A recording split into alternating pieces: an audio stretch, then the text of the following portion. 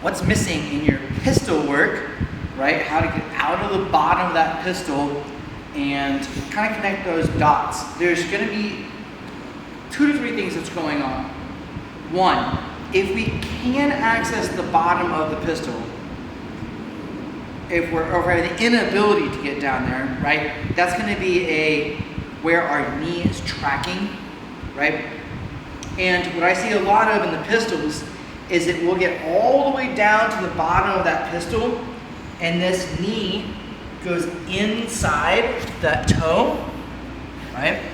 You can kind of see this direction. And what happens is I go to try to apply power, and I've got nothing to like push from because all of my weight is off inside, and I don't have this knee over toe, outside of toe, to use all of my power in my leg and my glute to drive myself back up. So focusing on not only is the knee going as far forward as possible, but it's tracking over the center of my foot or to the outside of my foot.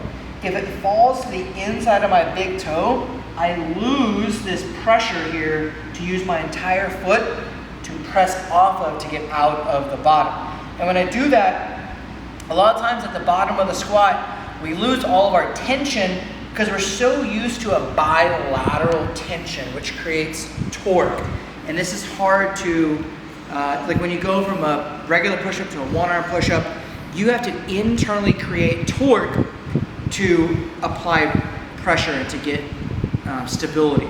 So this is a demonstration of that what looks like. If I have 2 feet, right, and I have the ground, if I'm pressing into the pad, I can press together.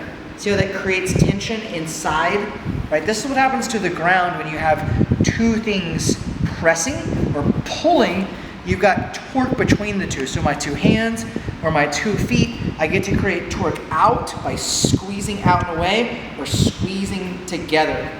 And I remove one, and now I have no ability to create torque between my hips, between my feet, or between my hands in the one-arm push-up, right?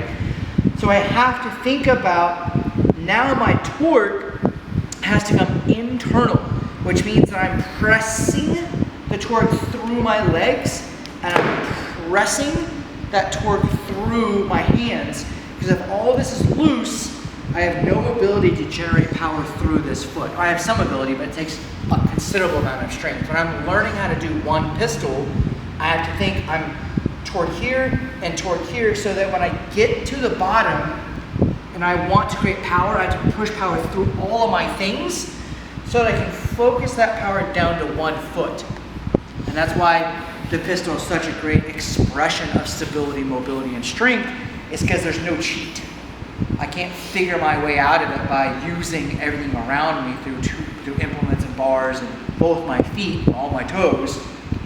So I really have to think that when I'm in the bottom, I lower myself down by pulling myself into the hole, right? Like I have rubber bands that are gonna like cranking me down in there so that I can use that tension to press myself back out, right? So I have to pull my tension, and then I have to drive that tension through the heel. On my foot in the pistol, I need to think about the pressures coming from the heel and from the ball and all 5 toes all at the same time. So I've got 1, 2, 3, like 8 points of contact that pressure is pushing into the ground, and all of my body weight is those 8 points of pressure. The next thing is that knee has to go over the toe, right? And it has to go outside of my toe. And then when I go to stand, right? If I'm rotated, look, I have no power because I'm outside. If I'm vertical shin, I'm falling backwards. So I have to be way far forward, and I have to have this mobility to do that. Now from this point, I need to drive that pressure through the ground to drive myself back up. Where this falls apart is that most of the time in our pistol progression, our single leg stuff, we're always using a deloaded version of the bottom, and we're never practicing how much strength and tension it takes out of the bottom. So if I do a box squat, I'm never really getting to that range of motion. If I do a ring assist or band assist variation, I'm never really getting to the tension out of that bottom. So when you're using like a high box practice, you want to think, how high can I deload? So can I get to this position, which is the bottom? So my knees over my toe, forward is ahead, and my body weight is forward. Now from here, can I practice dead stop strength to get myself back out? And when you're doing a pistol, it's about the knee going back with your quad strength and the hip coming forward with your glute strength. So I have to be able to use my hip. I'll do this side for demonstration. I have to be able to use this glute at its deepest stretch and this knee. So I have to think about this glute pushing and this quad pulling. So they do them at the same time to get my body to stand back up. So I'm here, and then I drive the quad and glute all in one motion to collapse, to get back to midline, to straight with that position. So it's a ton of mobility, and what you want to practice with the bottom position is finding, can I just get here and hang out? Can I do that? Now, how do I practice that up version?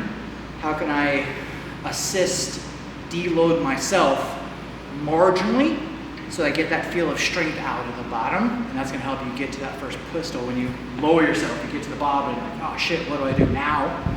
Right? Think about the pistol in two directions. Do I have the ability to control myself? Practice that. Do I have the ability to press myself out? Practice that separately. There'll be like two different things to practice for your pistols. So I hope that helps. It's a hard exercise.